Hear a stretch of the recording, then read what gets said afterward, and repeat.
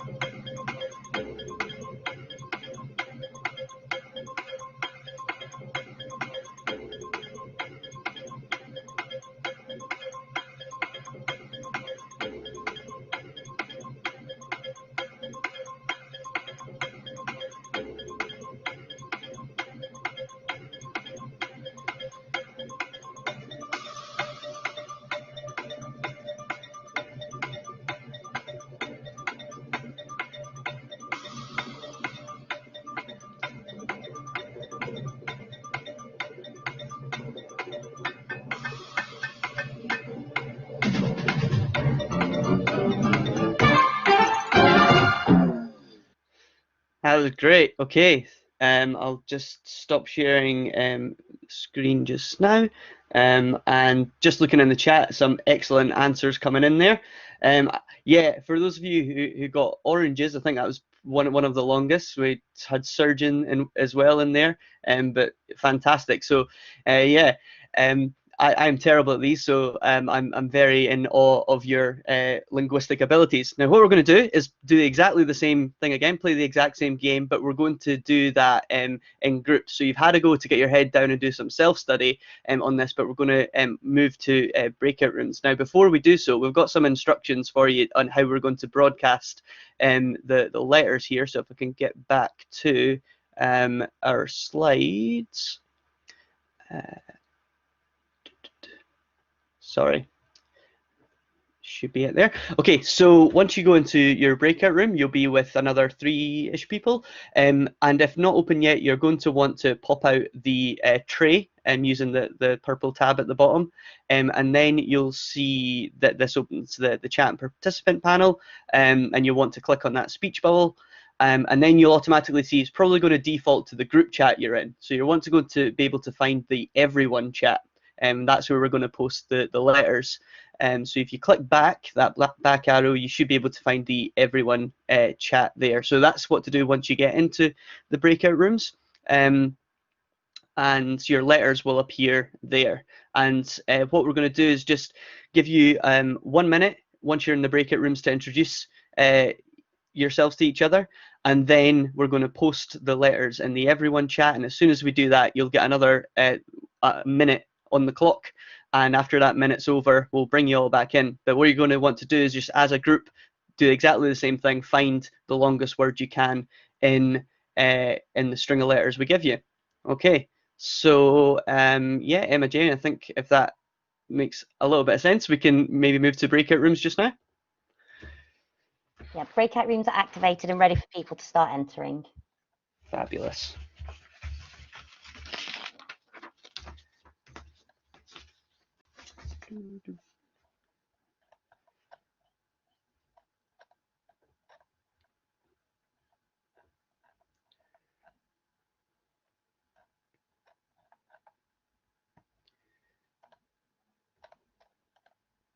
I can't see if people are in them or not.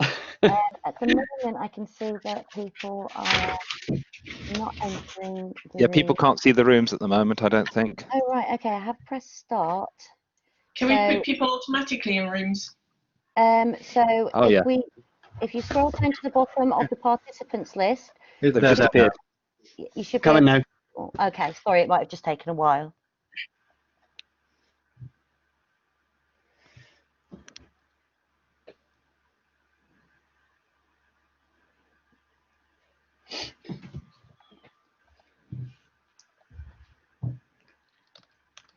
How's my audio? I feel like I rushed through that. It's fine. It's okay. It's fine. Audio was fine. Good, thanks. Is my audio okay too? Yeah, all good. Wonderful. Very clear. So profesh. Yep, I can see that group 3's got 3 people, group 5's got enough people. Yep, most of the groups have got at least 2 people in now. That's wonderful. 23 people in the main room.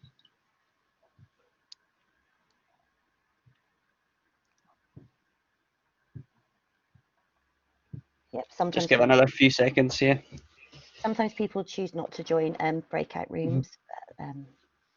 Sure. So I think that's 1 minute from when we decided people were entering. Shall we give them the letters now, do you think? Yeah. Yeah, go ahead. You should push on. People who are remaining in the main room can just play the game in the main room.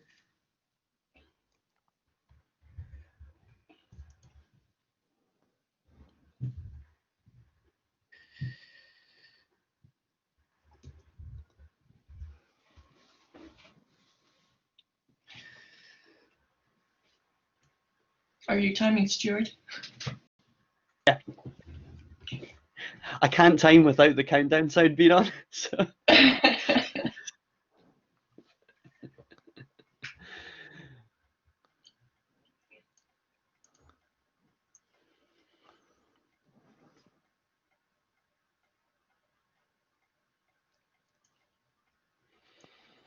have 6 letters.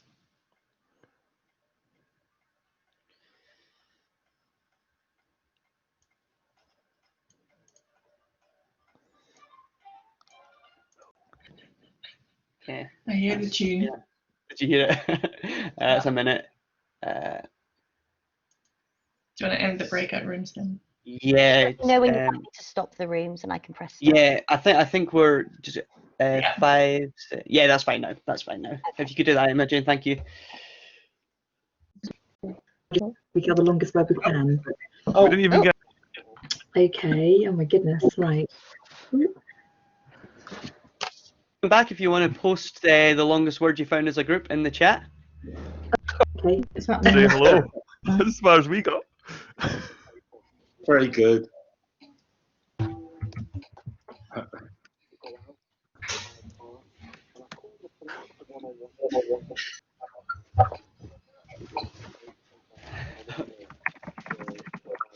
Back.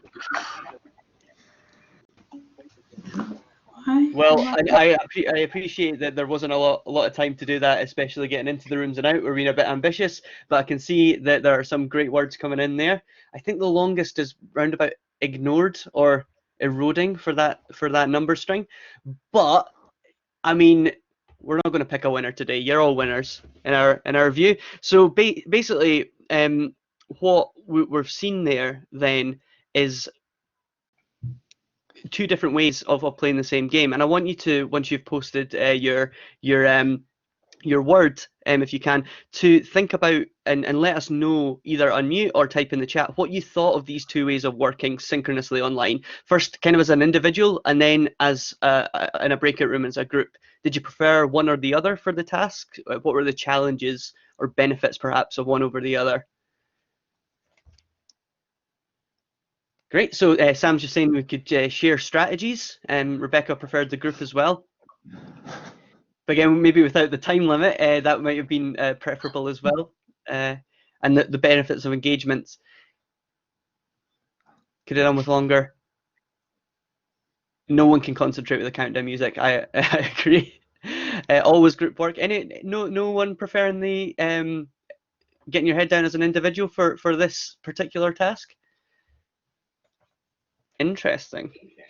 Very interesting. Well, just for sake of time, thank you very much for these comments still coming in. But thinking back to our Ghost in Hamlet, and this idea of being, alone or together in existence, and this kind of various ways in which we kind of manifest online in synchronous sessions and video calls, perhaps. Jacques Derrida reads this with the French term "ploudon." I am sorry for my pronunciation, but notes that this term here can mean both more than one, like a crowd or a community, but the term can also be interpreted as one no more, which is the less than one, which results in pure and simple dispersion of spirit without any possible gathering together. So don't worry too much about the exact wording of that, but thinking about these two ideas, we can consider two not distinct ways of being, of presence, to be and not to be. And we're going to move on, and Ingeborg is going to take over the presentation here to discuss how this actually happened. Right, thanks, Stuart.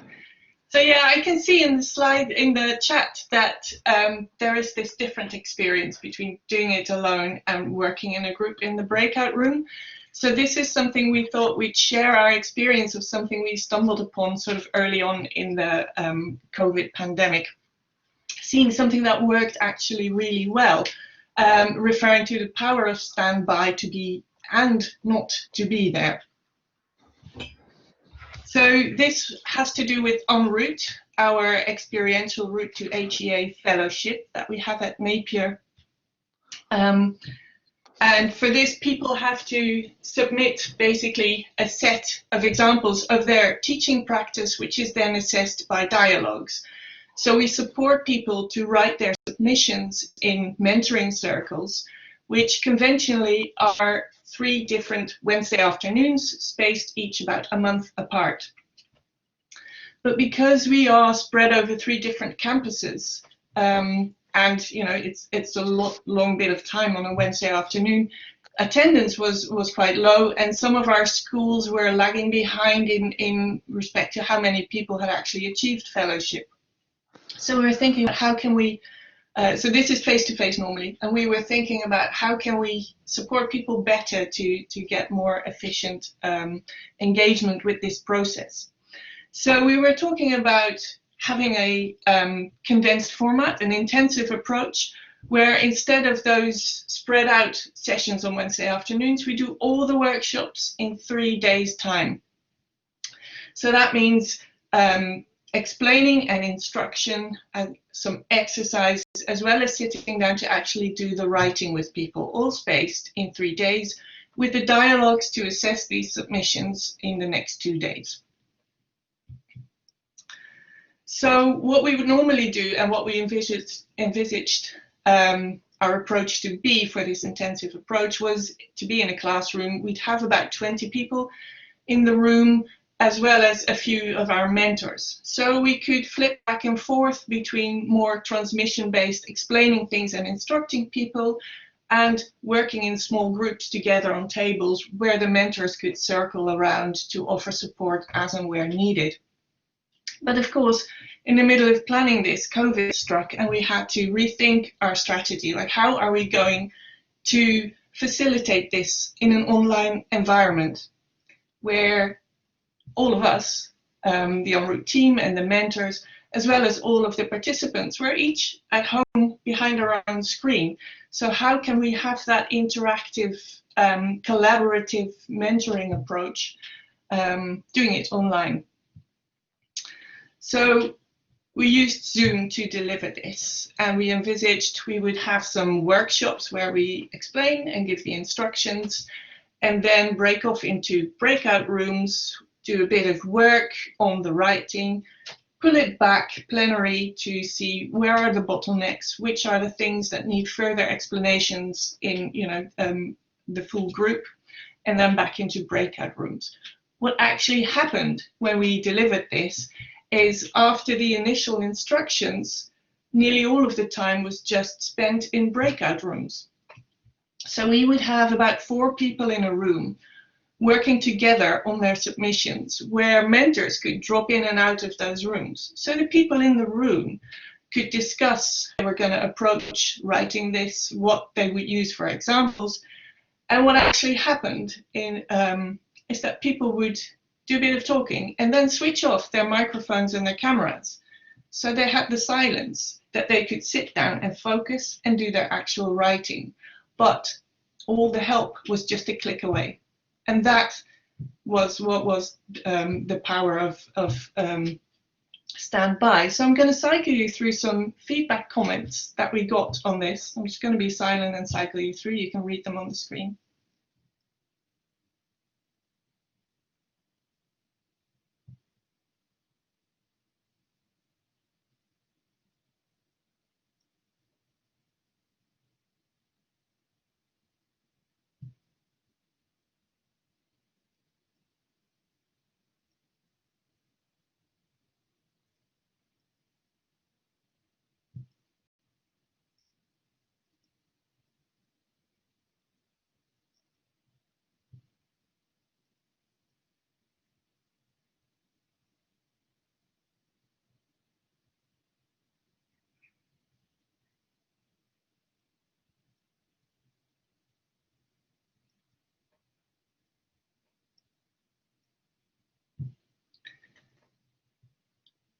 So this demonstrated that this was really a very powerful method of working to grant people the space and time to knuckle down and work on what they needed to submit, as well as all the help that they needed right there when they needed it. So that's what I would call the power of standby, to be and not to be there. So with that, I'm going to hand this back to Stuart for a more theoretical context. Yep, that's great. And thank you very much, Ingeborg. And so this idea, the power of standby being both to be and not to be, well, I think there's one way we can consider this that usefully brings into dialogue that community of inquiry and Derrida's theoretical, maybe not framework, but at least foundation of framework. And this idea of ontology and this concept has been considered in education research before, and we'll include those in the references, but not so much, at least in our early research that we've found. Recently, it's kind of gone out of fashion, I think, in the last few years as well, to talk about technology as well. But Derrida writes this passage in Spectres of Marx, and he asks us to consider the ghost and the space between thing and in itself and simulacrum, and he coins this term ontologie. And so in French, that's obviously a homonym, hauntology with ontology, and bringing those kind of together. But he's saying that this is more than just thinking about ontology or being, or as a binary to be or not to be, but it's allowing us this framework to think about how to comprehend, and I think that word's really important there, how to grasp this idea of presence, or how to gather it, how to gather such dispersed and spectral bodies or beings together, and it blurs that opposition between to be and not to be. And so in so doing, we can think of our spectral gatherings or manifestations as something similar to that of the ghost, or the revenant, or the spirit that comes back in this repeated return. And this is the kind of time out of joint thing where you know, do you disappear if you you know, don't say anything in a chat for ages, and then people are reminded, oh, you're actually there. Is that a continual return, or are you always there? And I think there's been some cultural research that is quite useful to draw out some of this sometimes quite dense theoretical thinking. But Lena Onriksen, I'll put that in the references as well, is reading this idea of ontology in quite a provoking way. So at the bottom left of the screen there, we've got this figure of the ghost, and we can think about its potential as a metaphor for teaching presences as this guide, but other presences too, this idea of a disturbing absent presence that will always return, that is dispersing and dissipating. So it's both the spectral entity and what we've talked about here is the standby, this force of standby, so a returning force or activating agent too. That's great. And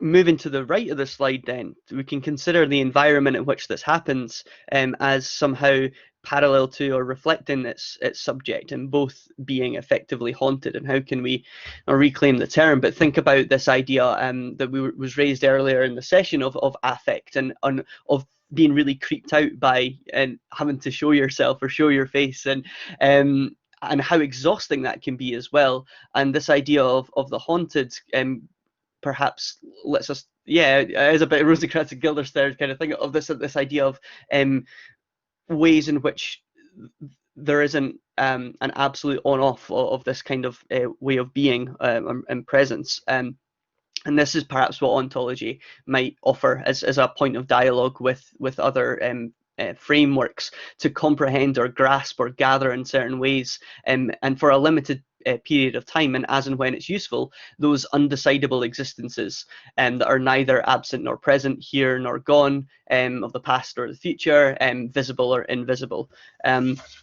So that just kind of brings us to a close here, and we started with this kind of joke about seances, but I think it started this framing, this thinking about standby presences, which we kind of demonstrated through a discussion of en route, this recent redevelopment of CPD provision, and maybe thinking about how a summoning forth of presence in which we educators and students can both be there and not be there, in a presence, in an immediacy that saves our energies as educators and students, that preserves them for when they're most effectively used, in sessions that might not fully be synchronous all the time, but that you still feel supported.